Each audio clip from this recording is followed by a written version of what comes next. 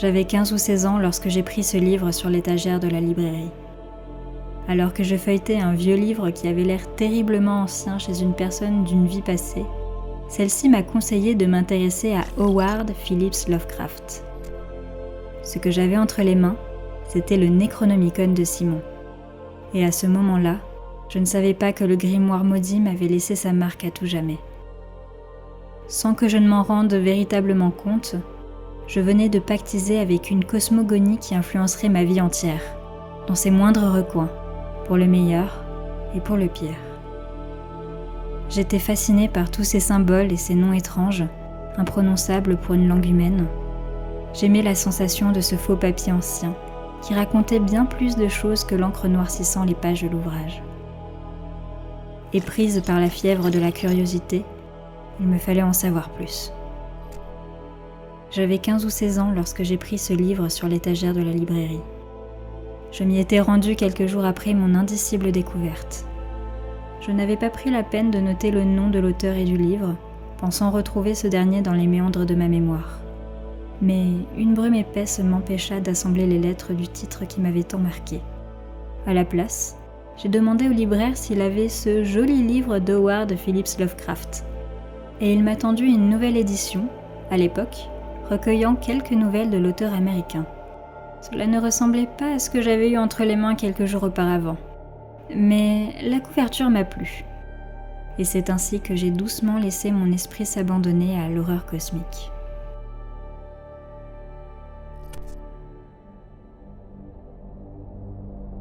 Je ne savais pas vraiment ce qui se tenait là, silencieusement, sur mon lit. J'ai attendu que la maison soit calme, que la nuit éteigne ses propres lumières pour que je puisse allumer la mienne, faiblarde. Je ne savais pas encore que ce livre allait tout changer pour moi. Je me suis glissée sous mes draps et j'ai ouvert le livre. Howard Phillips Lovecraft, figure emblématique de la littérature de l'horreur et de science-fiction, a créé un univers à part entière. J'ai découvert une réalité parallèle à la mienne, décrivant dans une exactitude saisissante les paysages de mes cauchemars et les esquisses vaporeuses de ma réalité m'échappant. Derrière ces récits terrifiants se cache une expérience personnelle marquée par un profond sentiment d'isolement et de marginalisation. Cette même expérience que je vivais silencieusement, derrière des sourires et des pluies secrètes contre mes joues, à l'abri des regards. Alors, je me suis demandé, qui était-il ? Dans quelle mesure son appréhension de l'existence a-t-elle influencé son œuvre ? Et ce que j'ai découvert était tentaculaire et infini. Je ne suis pas partie uniquement en quête d'un fantôme, mais je me suis plongée dans un univers animé par des milliers d'âmes, appelées par la voix d'un seul et même homme. Dans l'illusoire isolement de la lecture, je venais de me connecter à une communauté tout entière vénérant une même mythologie.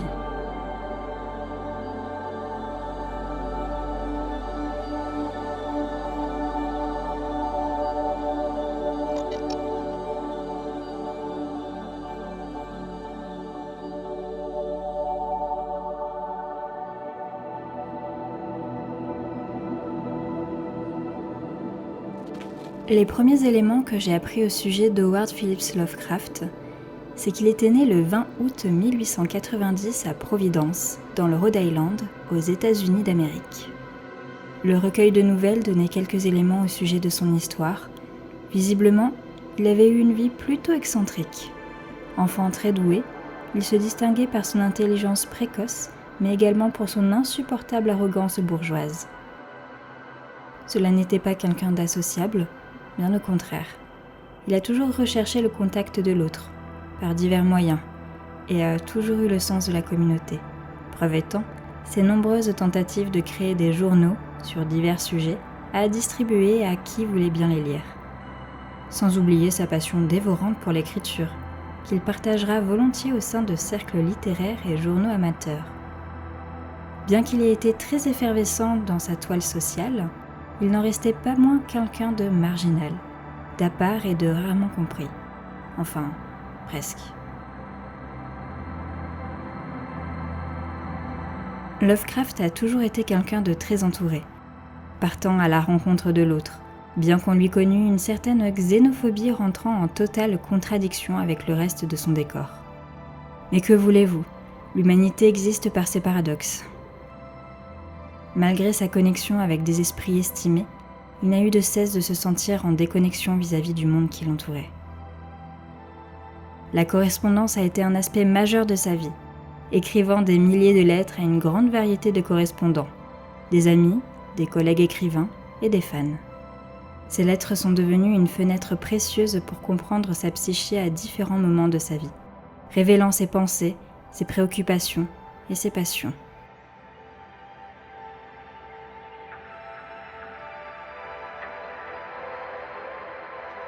Il était évident pour moi de me reconnaître dans ces fragments du quotidien de l'auteur, d'autant plus à l'adolescence.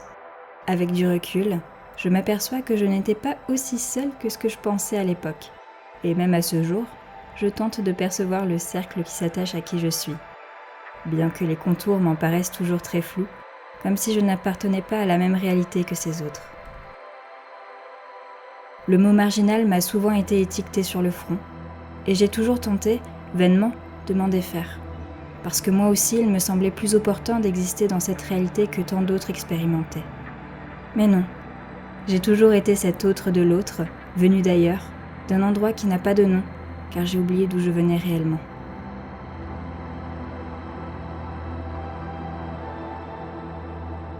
Tout comme Lovecraft, j'ai toujours voulu appartenir à quelque chose ou quelque part. Internet a été un espace salvateur pour quelqu'un comme moi. Je me suis inscrite sur des forums, j'ai choisi mon nom, mes noms, j'ai eu de nombreuses identités, j'ai eu de multiples relations. Ma connexion Internet était mon échappatoire à ce réel qui ne m'acceptait pas vraiment. Et j'ai écrit. J'ai beaucoup écrit. Des histoires, en collaboration avec d'autres sur des forums de jeux de rôle. Des millions, peut-être même des milliards de messages révélant mes pensées, mes préoccupations, et mes passions à d'autres marginaux vivant dans d'autres univers parallèles aux miens. J'ai moi aussi créé des communautés qui n'ont jamais eu un succès retentissant, mais où j'ai pu, l'espace d'un instant, trouver ma place et en offrir une à ceux qui en demandaient. Parfois, j'étais la prêtresse d'un temple coincé entre les lignes de code de l'hyperespace, prêchant des histoires d'un culte qui ne s'encombrait pas de noms ou de dogmes. Et puis les temples s'effondraient pour laisser place à d'autres architectures, prenant racine dans les fondations de méta-édifices passés.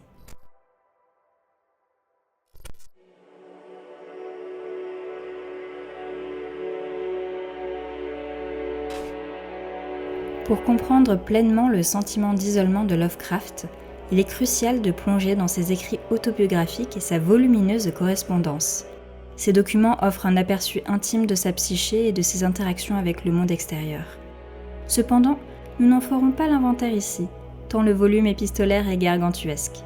Je vous conseille de fouiller les diverses archives existantes et les nombreux volumes conservant ses passions. Dans ses écrits autobiographiques, notamment dans des essais tels que Notes on Writing World Fiction et Supernatural Horror in Literature, Lovecraft évoque souvent sa vision particulière du monde et sa place en son sein. Il exprime un sentiment de décalage avec son époque et une fascination pour le passé, ainsi qu'une perception de lui-même comme un étranger dans une société en mutation rapide. Cette perception de l'isolement est également reflétée dans ses correspondances, où il décrit parfois ses difficultés à s'adapter aux normes sociales contemporaines et sa préférence pour la compagnie d'esprits similaires. Il y a peu de temps, je me suis replongée dans mes vieux journaux intimes, et je me suis rendu compte d'à quel point mes considérations existentielles étaient proches de celles de Lovecraft. Mais contrairement à son époque, la psychologie a su m'apporter un certain nombre de réponses en ce qui concerne mon sentiment de décalage avec les normes sociales. Cela ne règle en rien ma perturbation de la réalité consensuelle, mais cela me fait percevoir mes aberrations chromatiques d'une manière plus rassurante. Comme écrivait Lovecraft dans l'introduction de Supernatural Horror in Literature, l'émotion la plus ancienne et la plus forte de l'humanité est la peur, et la forme de peur la plus ancienne et la plus forte est la peur de l'inconnu. Les aberrations me semblent désormais moins hostiles, maintenant qu'elles ont un nom. Lorsque j'ai appris à connaître Lovecraft à travers ses nouvelles, puis ses lettres, J'ai été triste pour lui qu'il ne puisse pas nommer cette peur qui était certainement née avec lui. Elle aura eu loisir de le tourmenter jusqu'à la fin de ses jours, lui faisant croire qu'il serait condamné à toujours vivre de l'autre côté du miroir sans que personne ne puisse le voir ou l'entendre. Il aura été souvent frustré, d'après certaines de ses lettres, par son isolement géographique et social. Mais ce sentiment, loin d'être un simple retrait du monde, a nourri sa créativité et a contribué à façonner l'univers fictionnel unique qui continue de captiver ses lecteurs aujourd'hui.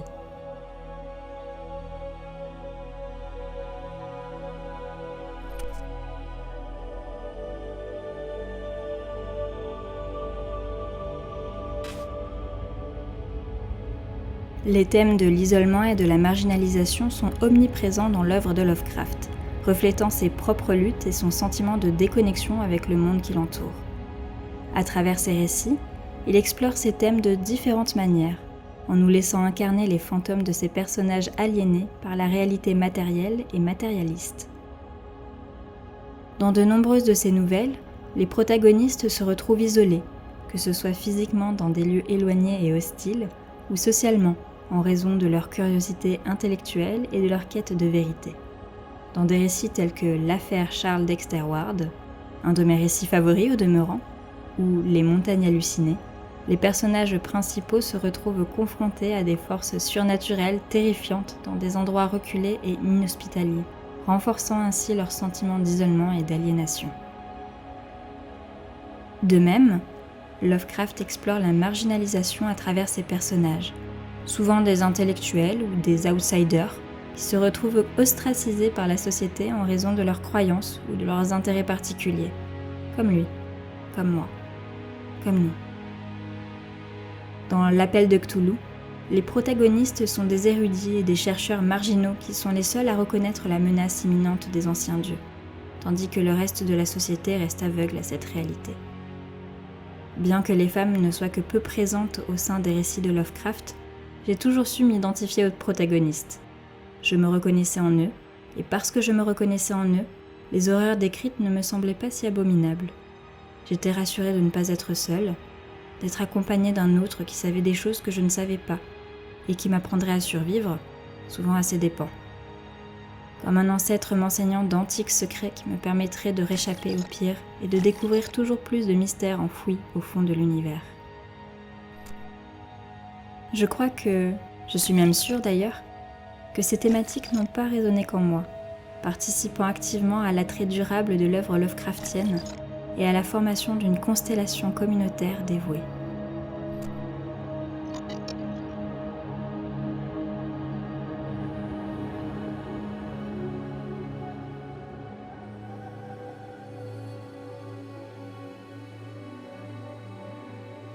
Lovecraft a donné vie à un univers peuplé d'altérités sous différentes formes, chacune contribuant à l'atmosphère inquiétante et à l'étrangeté de ses récits. Parmi les manifestations les plus marquantes de l'altérité dans son œuvre, on trouve les extraterrestres et les cultes. Les extraterrestres occupent une place centrale dans l'univers de Lovecraft, souvent représentés comme des êtres cosmiques d'une puissance terrifiante et d'une intelligence insondable. Des créatures telles que Cthulhu, Nyarlathotep, Azathoth et Yog-Sothoth sont des exemples emblématiques de cette altérité extraterrestre, incarnant des forces cosmiques étranges et hostiles qui défient toute compréhension humaine. Je ne suis pas certaine de ce souvenir et d'à quel âge réellement je me suis confrontée à ceux venus d'ailleurs. Mais j'étais assez jeune. Mes parents m'autorisaient parfois, à titre exceptionnel, à regarder des épisodes de X-Files en leur compagnie. Je ne crois pas avoir été effrayée avec ma première rencontre avec un être du troisième type. Enfin du moins, cela n'a pas installé de terreur en moi qui me fasse baisser les yeux face aux étoiles. Je me souviens de cette fascination et de toutes ces questions qui se bousculaient dans mon esprit d'enfant. Est-ce qu'au-delà du monde connu, il y a autre chose qui existe ? Ce n'est pas tant l'idée que des extraterrestres existent qui a perturbé ma réalité, mais la possibilité de l'infini, juste au-dessus de ma tête. Très jeune, j'ai compris que je n'étais pas grand-chose dans l'immensité de l'espace. Et cela créa un étonnant vide en moi que je m'astreindrai, jusqu'à encore aujourd'hui, à remplir de diverses connaissances. Cette rencontre, si je puis dire ainsi, attisera le feu de ma curiosité et gravera à tout jamais l'interrogation qui n'aura très certainement aucune réponse de mon vivant. Pourquoi ?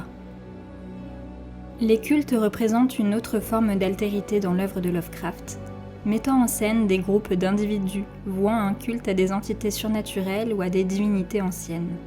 Ces cultes, souvent associés à des pratiques ésotériques et à des rituels sombres, renforcent le sentiment d'étrangeté et de menace qui imprègne les récits de Lovecraft, tout en illustrant les limites de la connaissance humaine face à des forces plus grandes que nature.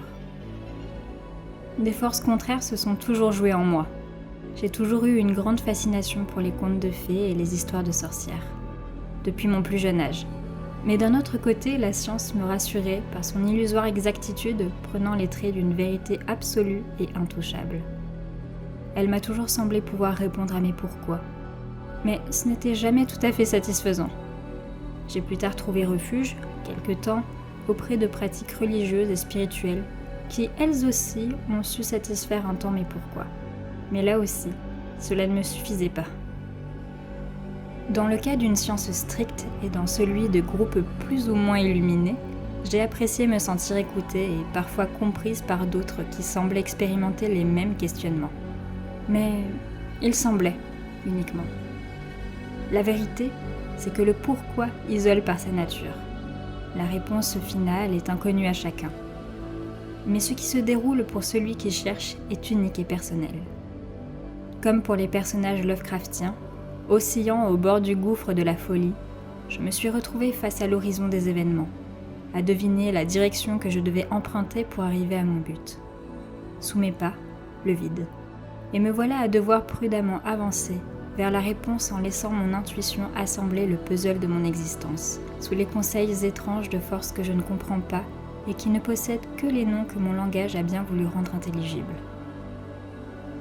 En explorant ces différentes formes d'altérité, que sont les extraterrestres et les cultes, Lovecraft remet en question les fondements mêmes de la réalité humaine, mettant en lumière l'insignifiance de l'humanité face à un univers vaste et mystérieux. Cette exploration de l'altérité contribue à créer une atmosphère de terreur et de fascination, tout en offrant une réflexion profonde sur la place de l'homme dans un cosmos indifférent et hostile. Nous sommes les cultistes vénérant les secrets des étoiles.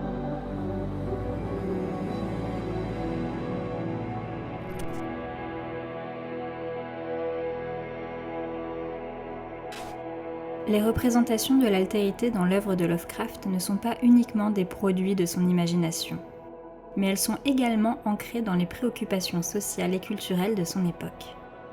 En examinant ces représentations à la lumière du contexte historique dans lequel Lovecraft vivait, nous pouvons voir comment son œuvre résonnait avec les préoccupations de la société du début du XXe siècle. Tout d'abord, à l'ère dans laquelle Lovecraft a vécu, était marquée par des avancées scientifiques et technologiques rapides, ainsi que par des changements sociaux et culturels profonds. L'exploration de l'altérité dans ces récits reflète les angoisses de cette époque face à l'inconnu et à l'imprévisible. Les extraterrestres et les entités surnaturelles de Lovecraft symbolisent les défis posés par le progrès scientifique et les limites de la connaissance humaine, évoquant ainsi la peur de l'incertitude et de l'inconnu dans un monde en constante mutation. De plus, les cultes et les pratiques ésotériques présents dans son œuvre peuvent être interprétés comme une réponse aux bouleversements sociaux et culturels de l'époque. Lovecraft, profondément conservateur, craignait les changements qui menaçaient les valeurs traditionnelles et la stabilité de la société. Les cultes représentent une réaction à cette peur de la décadence morale et de la dissolution sociale, incarnant ainsi les tensions et les conflits sociaux de son temps. Finalement, en traduisant sa conception du monde dans ses récits, il a su proposer un vocabulaire imaginaire intemporel. Ses craintes du passé ne semblent pas tant différer de celles de notre époque. L'histoire se répète, et Lovecraft n'a que proposé une réécriture des mythes anciens, dans un décor fantastique et modernisé.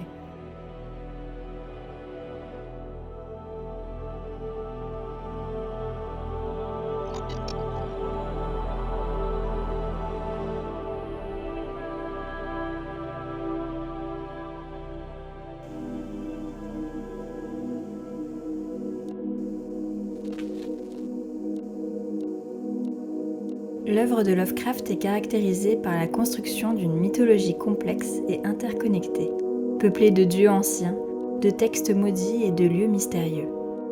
Au cœur de cette mythologie se trouvent des entités cosmiques et des divinités anciennes, qui incarnent la puissance terrifiante et l'immensité insondable de l'univers Lovecraftien. Ces entités, souvent décrites comme des forces indifférentes à l'égard de l'humanité, symbolisent l'insignifiance de l'homme face à des forces plus grandes, renforçant ainsi le sentiment d'horreur cosmique qui imprègne l'œuvre de Lovecraft. Mais ça, on en a déjà parlé un peu plus tôt. En plus des divinités anciennes, l'univers de Lovecraft est également peuplé de textes maudits et de reliques antiques, tels que le Necronomicon, qui renferme des connaissances interdites et des secrets incommensurables. Ces artefacts mystérieux jouent un rôle central dans de nombreux récits de Lovecraft, agissant comme des portails vers des dimensions inconnues et des réalités alternatives. Ce sont à la fois des portes et des clés. Combien de livres semblant anodins ai-je lus et qui s'avéreront des fragments de réponse à mon pourquoi. L'univers m'a tendu une clé d'argent et je découvris les nouvelles de Lovecraft comme une porte vers une étape qui bouleversera ma vision du cosmos. Comme des millions d'autres enquêteurs. Comme d'autres, j'enquête sur le monstre du réel. Je découvre des artefacts étranges. Je suis attirée par l'inconnu et ses mystères. Cette mythologie, enracinée dans les thèmes de l'horreur cosmique et de l'altérité, a transcendé les frontières de la littérature pour devenir un phénomène culturel à part entière. Parce que Lovecraft, en parlant de l'autre, a réussi à parler de nous-mêmes, à nos individualités, faisant corps pour créer des sociétés et des cultures.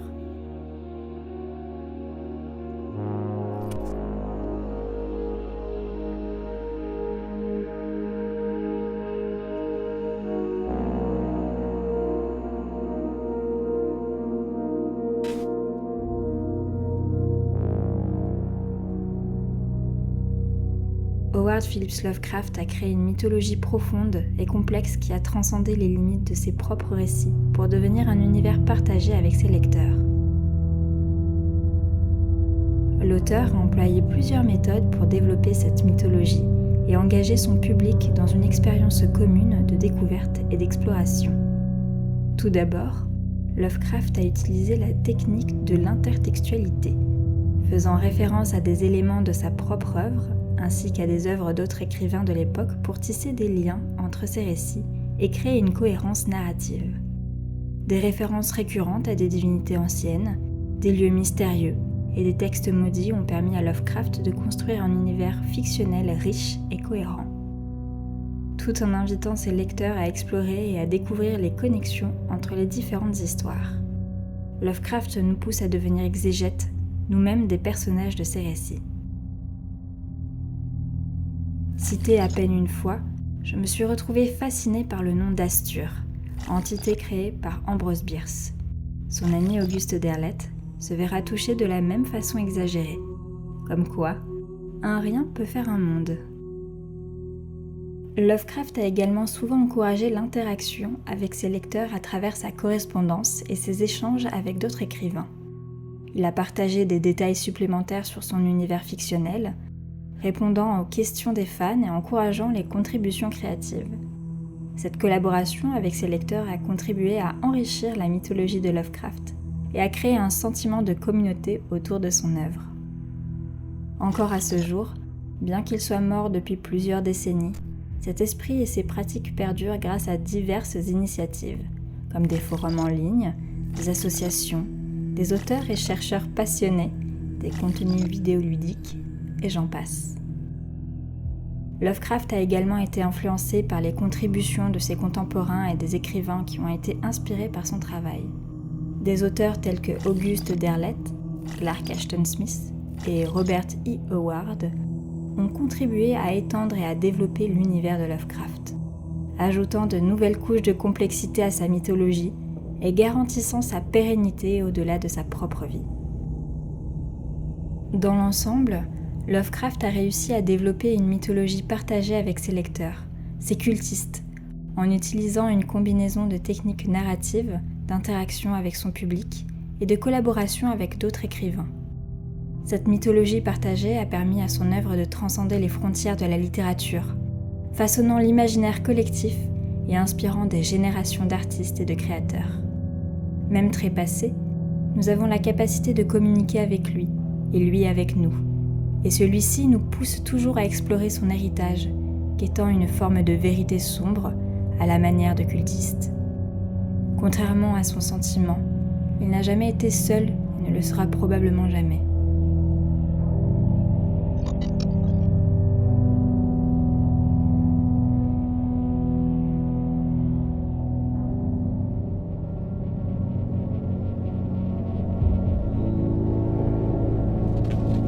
Par l'exploration et l'expression de son expérience personnelle d'isolement et de marginalisation, a profondément marqué la culture humaine. Il a également offert un univers tout entier à des gens comme lui, marginaux avec la sensation d'être seuls dans un monde surpeuplé, bruyant, où le pourquoi incessant résonne à chaque recoin de l'espace et du temps. Son sentiment de déconnexion avec le monde qui l'entourait s'est reflété dans ses récits, peuplés d'entités cosmiques indifférentes et de personnages aliénés, tout en inspirant une fascination pour l'inconnu et l'inexplicable chez ses lecteurs. Malgré les controverses et les critiques qui entourent son œuvre, l'héritage de Lovecraft perdure, alimenté par une communauté de fans dévoués qui continuent à explorer, à discuter et à célébrer son univers fictionnel. Cette communauté, bien qu'elle puisse être diverse et parfois divisée, témoigne de la puissance durable de l'œuvre de Lovecraft et de son pouvoir d'inspirer et de rassembler les esprits créatifs du monde entier. Qui plus est, d'une certaine façon, nous avons tous été un Lovecraft à un moment de notre vie, en quête d'une vérité qui, certainement, n'existe pas autre part qu'en nous-mêmes et face à nos miroirs. Ainsi, l'œuvre de Lovecraft et la communauté qui s'est formée autour d'elle représentent bien plus qu'une simple collection de récits d'horreur. Elles sont le témoignage de la capacité de l'art à transcender les frontières et à créer des liens durables entre les individus, même au sein des ténèbres les plus profondes de l'imaginaire.